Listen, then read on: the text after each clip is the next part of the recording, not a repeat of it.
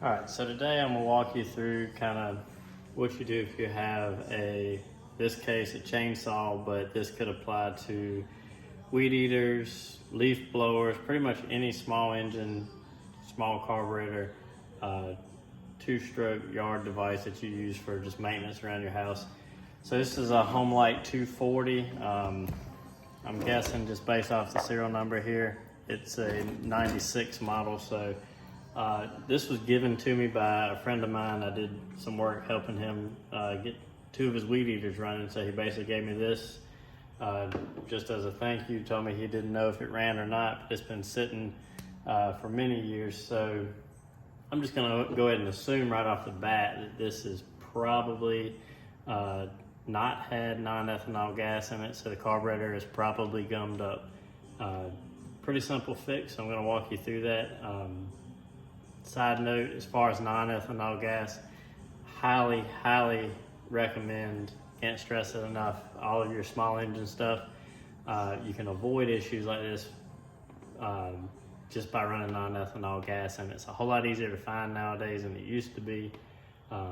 Maybe a little more expensive up front, but it saves you a lot of trouble in the long run like this, from having to tear things down the beginning of every grass season or beginning of every spring to clean the carburetor out where it gets gummed up, or it leaves like a varnish behind after the gas evaporates out. So 9 times out of 10 when you have something like a chainsaw or weed eater, it just won't stay running, won't crank, usually as a result of the carburetor being gummed up. So one thing I always tell people, for example, I've never worked on a Homelight chainsaw in my whole life, but a lot of things are pretty much the same. So whether you have a Husqvarna, a Homelight, a Craftsman weed eater, the concepts are pretty much the same. The main thing is just jump in and do it. Don't be afraid to start tearing things apart. Kind of, learn about your machine as you're working on it.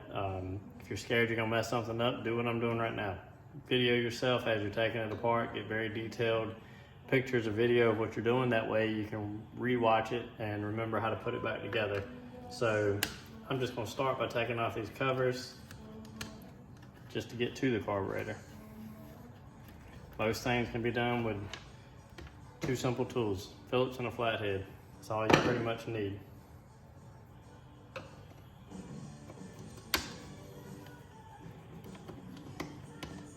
So right now I'm just trying to get to the carburetor.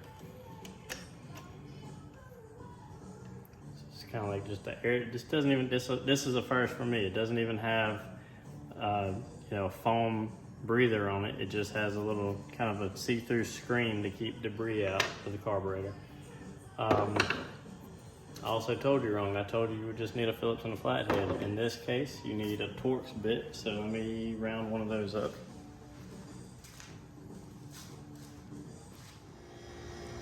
All right, so rounded up my Torx bit. This is just a T25 Torx bit.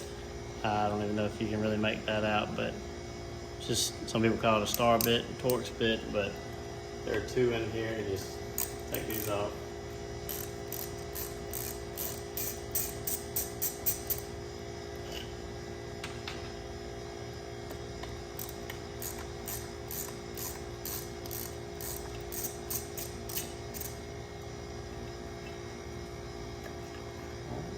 Pull this plate off.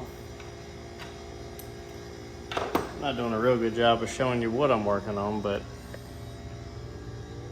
this plate was basically on top of there. And then you got your carburetor here. You see it's nasty in here. I don't know that this was ever cleaned, but I also have no idea how it's in there. So I'm gonna work on trying to finagle that out of this hole and kind of see what we got going on.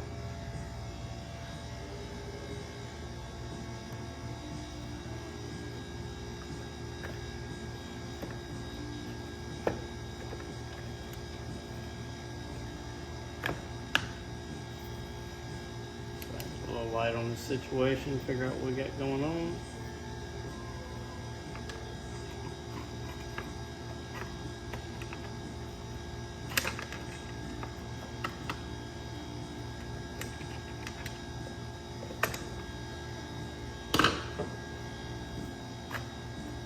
So in this case, what I was trying to get off was, if you see that black bar, it's hard to do with one hand, but this is the choke over here, so you can see where it slides in and out.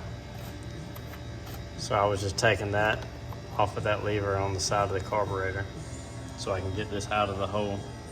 And there's probably gonna be a fuel line on there, and hopefully that'll be it.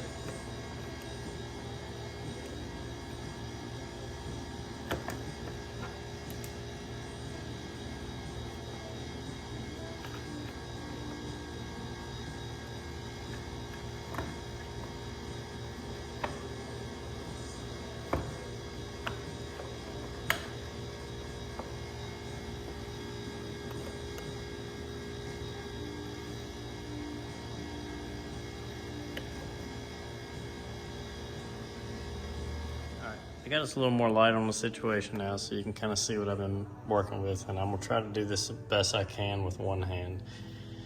So if you see this rusty metal bar right here, that is actually our throttle linkage. So as you squeeze the throttle, you see it moves, and that corresponds to this little bracket that was on the end of that. And because everything's so tight, I had to unscrew the bracket itself. So you got a small, just little Phillips screw. That was mounted right here on the side of the carburetor. And what that does is just works this, you can't really see, butterfly inside the carburetor. Kind of, as you squeeze the throttle, it opens up and allows more fuel and air into the carburetor. So this is our fuel inlet nipple, and so right off the bat I can see one of the issues with this particular chainsaw. I'm assuming that carburetor is nasty, but also, I don't know if you can see it here, but this fuel line here is split, and so it wasn't even connected to the carburetor. It's also not a whole lot of slack in it, so probably gonna have to replace that. We're gonna see. I'm hoping I can get by with what's there, but it's not letting a whole lot pull out of there. So this may be a little more in-depth project than I thought originally. Not to mention, this thing just needs a good cleaning. It is nasty. Not crazy about having the carburetor off and the top of the cylinder just wide open for all this grass and dirt to fall into. Normally like working in a little cleaner space than that, but kind of limited on this project. So I'm gonna scoot this out of the way. We're gonna start on the carburetor, kind of see what we got going on. You can lay a rag down. In this case, I'll get us a clean rag so we can kind of get a better idea of what I'm doing. Let me adjust this a bit.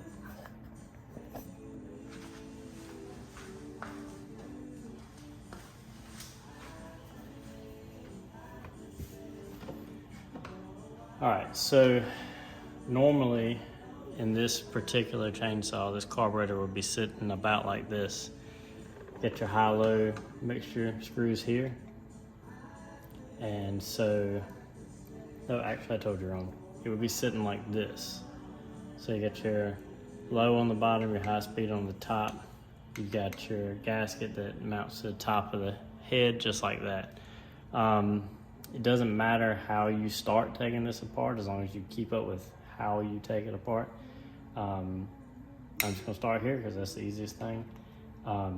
Majority of the time you can get by with just cleaning and putting things back together again. On a rare occasion, I've had to order parts, rebuild kits for carburetors. They're not terribly expensive, and it's all just rubber gaskets and different parts. So one thing I will say is, this is a little stuck because it's been sitting for no telling how long. So one thing to be careful with is don't just rip this off, because you'll actually rip the gasket itself. So what I like to do is I just take a razor blade and kind of work the way under the bottom, try to help split it without tearing anything up, to avoid having to buy a rebuild kit. So that kind of broke it loose.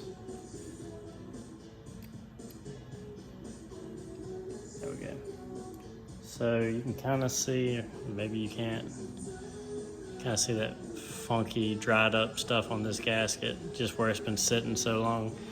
I mean, it's a sign that it's been sitting a while. It's not inherently bad on this part. There's nothing that I see right off the bat that needs to be cleaned. I mean, you can kind of scrape that off. Your fuel screen here, it looks pretty clean, so that's good. For the most part, this is one of the cleaner ones I've seen in a while. So it may be that the whole issue with this chainsaw was that fuel line being split and not either completely disconnected, not letting any fuel get to the carburetor and just leaking fuel all in there, which may be why it's so nasty from just oily gas and then dirt and all sticks in there. Or it could have just been sucking air and fuel. So we'll see. The further we get, we'll know more. This side is just small Phillips screws.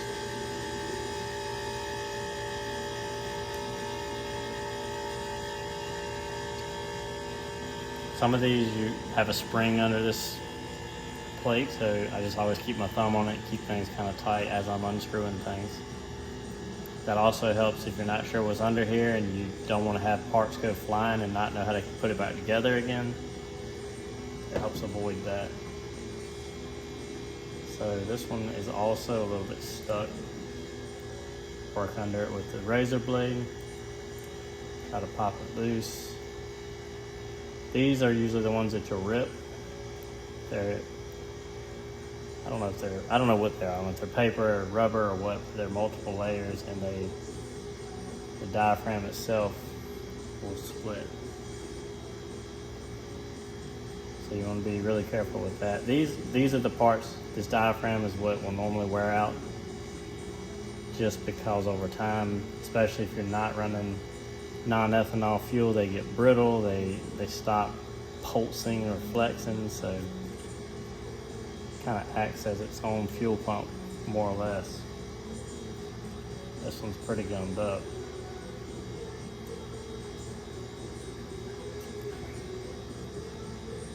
Really don't want to rip it or split it, so I'm trying to be careful.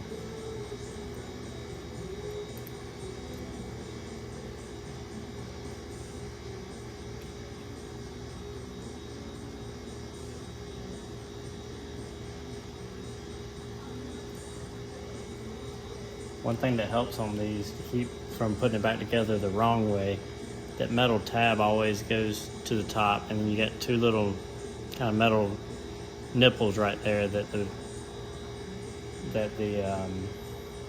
gasket fits over top of, or the diaphragm fits over top of. So that kind of helps you put it all back together the way you took it apart. And you know, the little, looks kind of like a wheel in a revolver, that always goes down.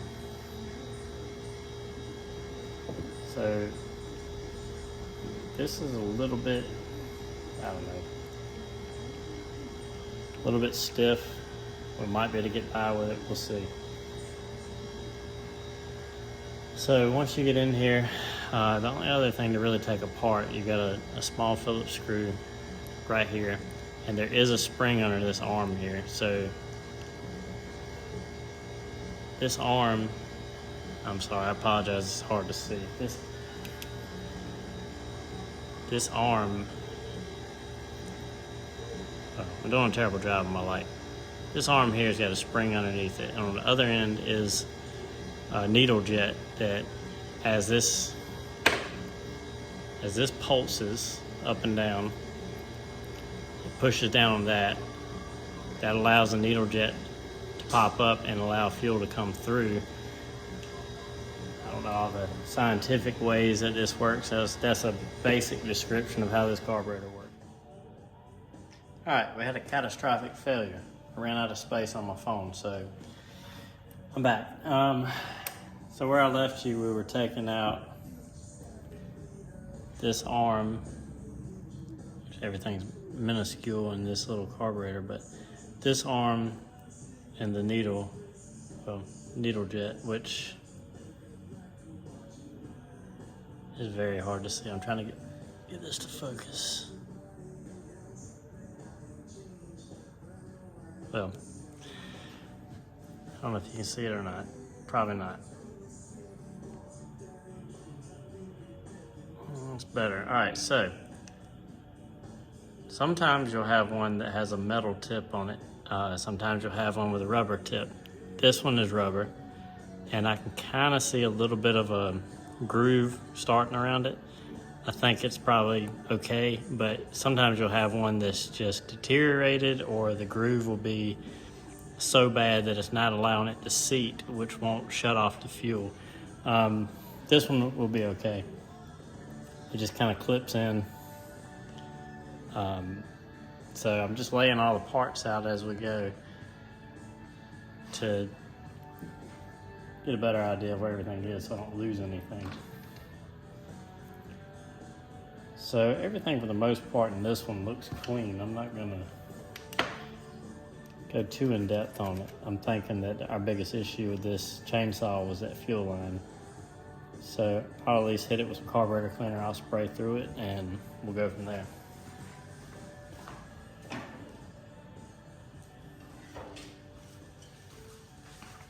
So this stuff, you can never have too much of it. It doesn't matter the brand, but I just got the biggest bottle I could find at the AutoZone. But carbon choke cleaner, between this and sometimes you can, if it's bad enough, you can run compressed air through it. That, a couple of screwdrivers, and I can find my tools, tip cleaners. So these are a lifesaver a lot of times. This is just a set of tip cleaners like you use for a torch. As you can see, these have got some miles on them. I have some of these smaller tips.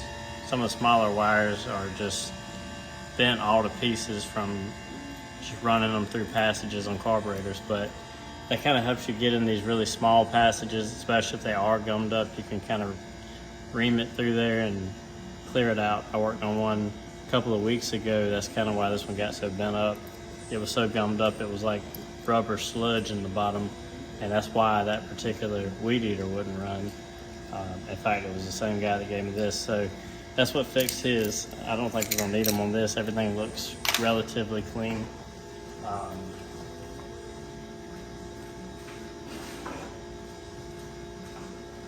You can do this outside over top of, grass. It's gonna kill your grass, but over top of your flower garden or your driveway. I'm sure the EPA doesn't like me telling you that, but also just get an old pan. This one's got some old sludge in it, but do recommend wearing safety goggles with this. I have had this spray, you spray in one passage and it sprays out another. I've had it go in my eyeball more times than I can count, and that is not a good feeling. So, in fact, practice what I preach. Put these on.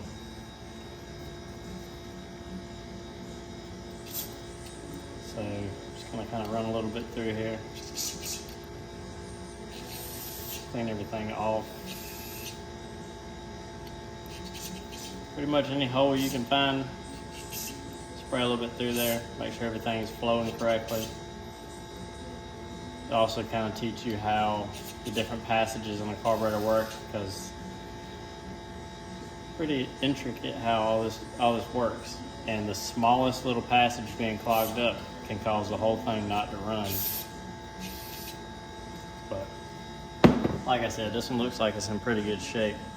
So I'm not gonna bore you with the details. I'm gonna work on putting this back together, and we'll go from there.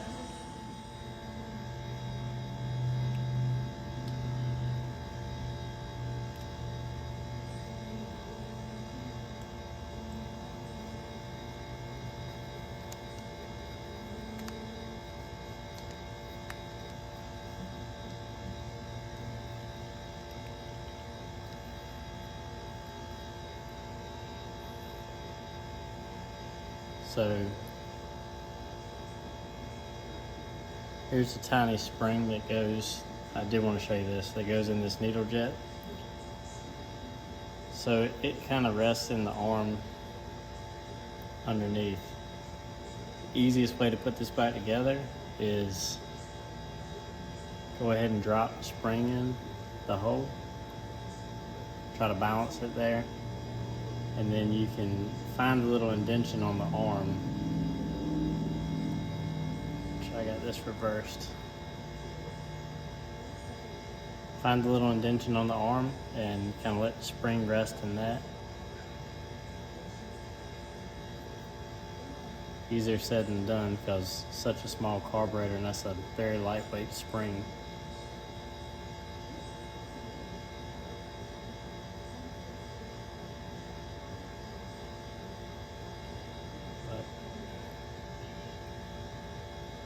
While you're doing all that, you got to make sure that that needle stays clipped in.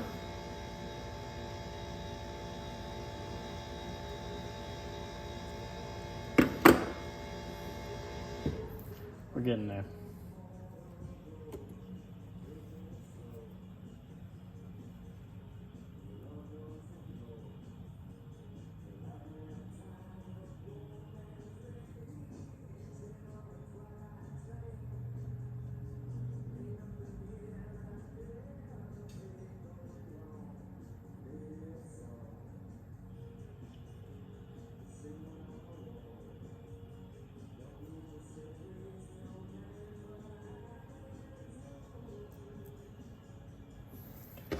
Well,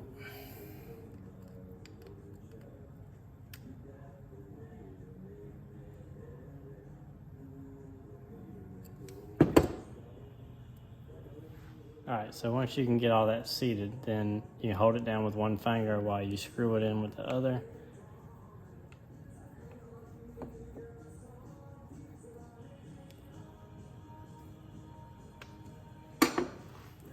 And as you can see, still functions like it was.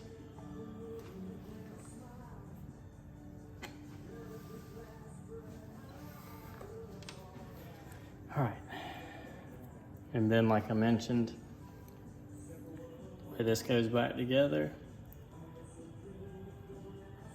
that part goes down, you line up your two tabs, then the indentation, the bubble kind of goes to the top. All right, so I disconnected this handle just to make it a little easier to get to everything. I did end up replacing this fuel line. I just happened to have some in stock, so I'm pretty positive that's what the main issue was with this chainsaw. Fuel line had a couple splits in it where it had deteriorated, but nonetheless, it doesn't hurt to give the carburetor a good clean, and while we're this far along, might as well get it cleaned up. So now I'm just going to go through the process of reinstalling everything, basically connect that fuel line back to this nipple. Everything goes face down like that. Now that we got it put back together, and I'm going to try to show you how to reconnect the linkage that goes here for the throttle, and hopefully you'll be able to see that.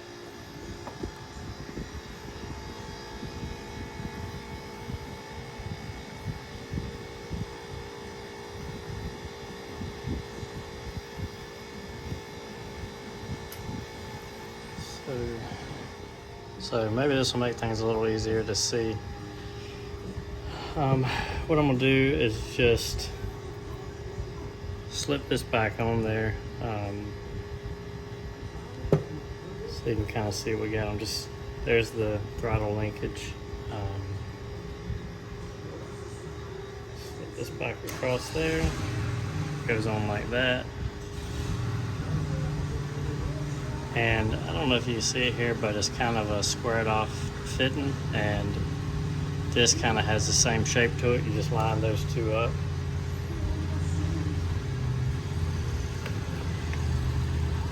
Get everything in here.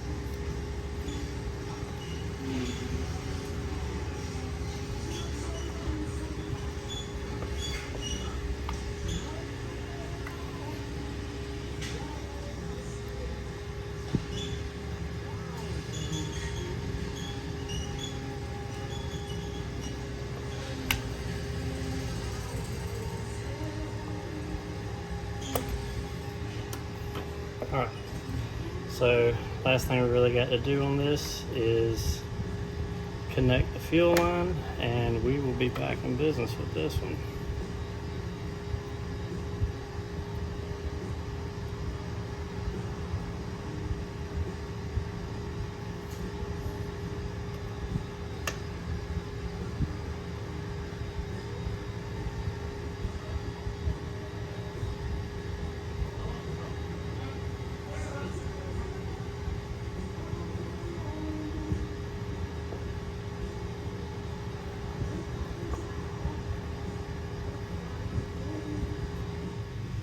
Alright, so now that we got all that back together, all we got left is to just put on the breather cover that you see earlier, and it's basically just 2 screws that go down through the 2 holes there in the carburetor.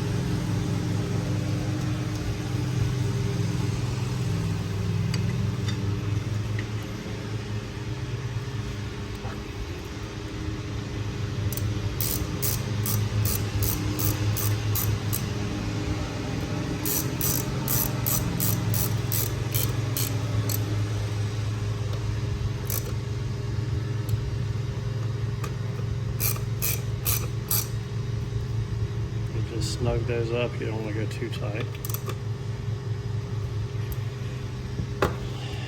And then the air filter strainer, like I said, it's just a odd mesh.